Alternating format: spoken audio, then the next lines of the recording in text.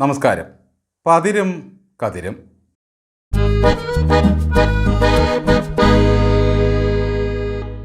നമ്പൂതിരിയുടെ വെട്ടത്ത് വാര്യരുടെ ഊണ എന്ന് പറഞ്ഞ പോലെയായി കോൺഗ്രസിലെ കാര്യങ്ങൾ. ചെന്നിത്തലയ്ക്ക് ഇപ്പം മുഖ്യമന്ത്രിയാകണം.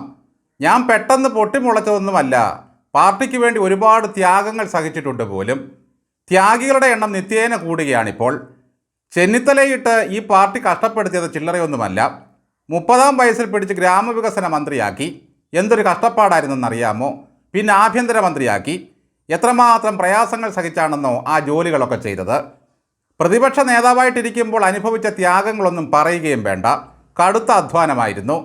ആ അധ്വാന ഫലം പിണറായി വിജയൻ്റെ ഇടതുകക്ഷത്തിൽ കൊണ്ട് വെച്ചു കൊടുത്തു. 1-2 വർഷമല്ല, 10 വർഷം അത് അവിടെ തന്നെ ഇരുന്നു. ചരിത്രത്തിലാദ്യമായി പിണറായിയെപ്പോലൊരു ജനശത്രുവിൻ്റെ കയ്യിൽ തുടർഭരണം കൊണ്ടുകൊടുത്ത പ്രതിപക്ഷ നേതാവ്.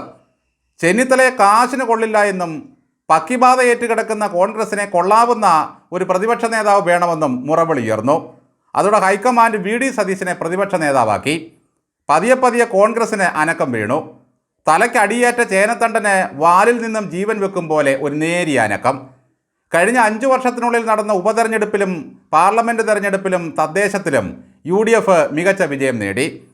ഇതിനിടെ തരം കിട്ടുമ്പോഴെല്ലാം വെള്ളാപ്പള്ളി നടേശനും ഒത്തുകിട്ടുമ്പോൾ സുകുമാരൻ നായരും സതീശനെ പരിഹസിക്കാനും ആക്ഷേപിക്കാനും തുടങ്ങി. ഒരു വാക്കുപോലും സതീശൻ അവരെ തിരിച്ചു പറഞ്ഞില്ല. പകരം നാട്ടുകാർ വയറ് നിറച്ചു കൊടുത്തു നടേശനും നായർക്കും. അതെല്ലാം സംഗീതം പോലെ ആസ്വദിച്ച പുള്ളിയാണ് രമേശ് ചെന്നിത്തല. സതീശൻ അഹങ്കാരിയാണെന്നും പറവൂരിൽ NSSൻ്റെ തിണ്ണനിറങ്ങിയിരുന്നുവെന്നുമായി സുകുമാരൻ നായർ. 2 വർഗീയ കശ്മലന്മാരും സതീശനെ ഒറ്റതിരിഞ്ഞാക്രമിച്ചപ്പോഴൊന്നും അത് ശരിയല്ലെന്ന് പറയാൻ രമേശിൻ്റെയും വേണുഗോപാലിൻ്റെയും നാവ് പൊന്തിയില്ല. ഞങ്ങൾ ടീം UDF ആണെന്നും ജയം ഞങ്ങളുടേതെല്ലാമാണെന്നും പരാജയപ്പെട്ടാൽ എൻ്റെ മാത്രം പരാജയമാണെന്നും സതീശൻ പറഞ്ഞു. അപ്പോഴും രമേശും വേണുഗോപാലും മിണ്ടിയില്ല. പരാജയത്തിൻ്റെ ക്രെഡിറ്റ് ഞങ്ങൾക്കും വേണമെന്നും സതീശൻ മാത്രം ആ കയ്പ് നീരിറക്കേണ്ടെന്നും എന്തുകൊണ്ടാണ് അവർ പറയാതിരുന്നത്? വെള്ളാപ്പള്ളി വർഗീയത ചീറ്റിയപ്പോഴെല്ലാം രമേശ് കമാന്നൊരക്ഷരം മിണ്ടാതെ കേട്ടിരുന്നു. കമ്മികളും അന്ധങ്ങളും സതീശനെ നുണയനെന്ന് വിളിച്ച് ആക്ഷേപിച്ചു. ക്യാബിനറ്റ് ഒന്നടങ്കം സതീശനെ മാത്രം ഒറ്റതിരിഞ്ഞ് ആക്രമിച്ചു. അപ്പോഴും രമേശൻ മിണ്ടിയില്ല. രാഹുൽ മാങ്കൂട്ടത്തെ പുറത്താക്കാൻ പാർട്ടി ഒന്നിച്ചാണ് തീരുമാനമെടുത്തത്. പക്ഷേ അവസാനം അതിൻ്റെ പാപഭാരമെല്ലാം സതീശൻ്റെ തലയിൽ കൊണ്ടിട്ടു. അമ്പൂക്കയെ വേണ്ട എന്ന് എല്ലാവരും തീരുമാനമെടുത്തിട്ട് ആ വിഴുപ്പും സതീശൻ്റെ തലയിൽ വെച്ചു കൊടുത്തു. എത്രയടിച്ചാലും നീങ്ങാത്ത കള്ളക്കാളയാണ് ഈ കോൺഗ്രസ്. വാലിൽ കടിച്ചിട്ടാണെങ്കിലും ആ കള്ളക്കാളയെ സതീശൻ മുന്നോട്ട് കൊണ്ടുപോയി. ഉപതെരഞ്ഞെടുപ്പിലെല്ലാം അയാൾ പറഞ്ഞ ഭൂരിപക്ഷം കൃത്യമായി ഭവിച്ചു. മുസ്ലിം വർഗീയതയ്ക്കെതിരെ നിലപാടെടുത്ത ലീഗിനെ സതീശൻ പിന്തുണച്ചെങ്കിലും സമുദായ നേതാക്കന്മാരെ ഭയന്ന് രമേശ് ചെന്നിത്തല മിണ്ടിയതേയില്ല. അങ്ങനെ UDFൻ്റെ മിന്നുന്ന ജയം എല്ലാവരും സ്വപ്നം കണ്ടു തുടങ്ങി. പിണറായി വിജയൻ സർക്കാരിൻ്റെ തെമ്മാടിത്തരങ്ങളെയും കൊള്ളയടിയെയും ശക്തിയുക്തം എതിർക്കാൻ ഏത് കാലത്താണ് ഈ രമേശ് ചെന്നിത്തല നാവ് പൊക്കിയിട്ടുള്ളത്? ഇതാ UDFന് ഭരണം കിട്ടുമെന്നുറപ്പായപ്പോഴേക്കും എണ്ണയിട്ട് മസിലും ഭരിപ്പിച്ച് തറ്റുമുടുത്ത് ചെന്നിത്തല ഇറങ്ങിക്കഴിഞ്ഞു. തൻ്റെ പാരമ്പര്യത്തിൻ്റെ കഥകൾ പറഞ്ഞ് ഇംഗ്ലീഷ് പത്രത്തിൽ പരസ്യം കൊടുത്തു. കേട്ടാത്തൊന്നും ഇദ്ദേഹം പ്രധാനമന്ത്രിയാകാനുള്ള ഒരുക്കത്തിലാണെന്ന്. തനിക്ക് നെഹ്റു കുടുംബവുമായുള്ള ബന്ധം രാഹുൽ ഗാന്ധിയും കുടുംബവും ഒന്ന് അറിഞ്ഞോട്ടെ എന്ന് കരുതിയാണ് ഇംഗ്ലീഷ് പത്രം പിടിച്ചത്. കേരള യാത്ര പോകുന്നു, നോവൽ എഴുതുന്നു, ആശ്രിതരെ കൊണ്ട് PR വർക്കുകൾ ചെയ്യിക്കുന്നു, അവാർഡുകൾ വാരിക്കൂട്ടുന്നു. ഒരു പഞ്ചായത്ത് വാർഡിലെങ്കിലും ഒരു കോൺഗ്രസ്സുകാരനെ ജയിപ്പിച്ചെടുക്കാൻ കഴിയാത്ത, ജനങ്ങളുടെ പൾസറിയാത്ത, ഭാവി കേരളത്തിന് സ്വപ്നങ്ങളും പ്രതീക്ഷയും അറിയാത്ത, വികസന കാഴ്ചപ്പാടുകൾ തീരെയില്ലാത്ത ചെന്നിത്തല എന്ത് അവകാശത്തിൻ്റെ പേരിലാണ് മുഖ്യമന്ത്രി കുപ്പായത്തിന് അളവ് കൊടുത്ത് കാത്തിരിക്കുന്നത്?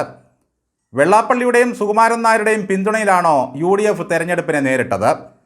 തൻ്റെ 40 വർഷത്തെ ജനസേവനം നാട്ടുകാരെ അറിയിക്കാൻ ഇംഗ്ലീഷ് പത്രത്തിൽ പരസ്യം കൊടുക്കേണ്ട ഗതികേട് ഈ രമേശ് ചെന്നിത്തലയെ പോലെ വേറെ ഏത് നേതാവിനുണ്ട്? എനിക്ക് ഭരണത്തിൽ ഭയങ്കര മുൻപരിചയമാണ്, അതുകൊണ്ട് യോഗ്യത എനിക്കാണെന്നാണ് ചെന്നിത്തല പറഞ്ഞു വയ്ക്കുന്നത്. 3 പതിറ്റാണ്ടായി കോൺഗ്രസിൻ്റെ പ്രമുഖ നേതാവായും MLA ആയും പ്രവർത്തിച്ചു വരുന്ന സതീശന് ഇത്രയും കാലം ഒരു മന്ത്രിയാകാൻ പോലും കഴിഞ്ഞിട്ടില്ല. ഒരു നേതാവിൻ്റെയും വെട്ടിപിടുത്തക്കാരനായും ആശ്രിതനായും അയാൾ തരം താണിട്ടില്ല. അതുകൊണ്ടായിരിക്കും ഒരു സമുദായ നേതാവിൻ്റെയും തിണ്ണനിരങ്ങി ആവശ്യം പറഞ്ഞുമില്ല.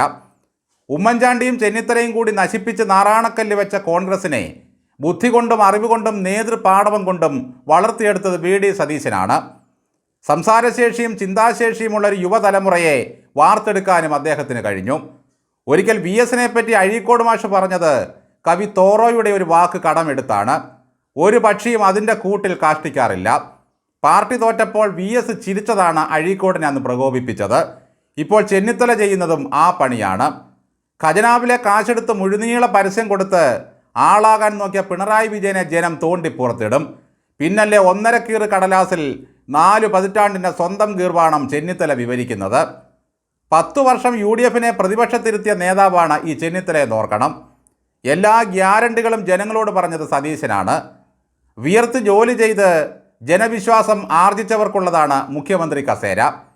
പെരുന്നേൽ ചെന്ന് സുകുമാരൻ നായരെ കണ്ട് വല്ല താക്കോൽ സ്ഥാനവും ഒപ്പിച്ചെടുക്കാൻ കഴിയുമോ എന്ന് ചെന്നിത്തല നോക്കുക. പണ്ട് ഉമ്മൻചാണ്ടിയെ വിരട്ടിയ പോലെ മണിച്ചേട്ടൻ്റെ വിരട്ടൊന്നും ഇനി ഫലിക്കുമെന്ന് തോന്നുന്നില്ല. പിണറായി ഭരണം വീണ്ടും വരാൻ കൊതിച്ചു നടക്കുന്ന മറ്റൊരാളാണല്ലോ ഈ സുകുമാരൻ നായർ. കിട്ടുന്ന പശുവിൻ്റെ എല്ലാം മുതുകത്ത് ചാരി നിന്ന് ഓടക്കുഴൽ മോതി മറ്റൊരാളും പരിസരത്തൊക്കെ കറങ്ങി നടക്കുന്നുണ്ട്.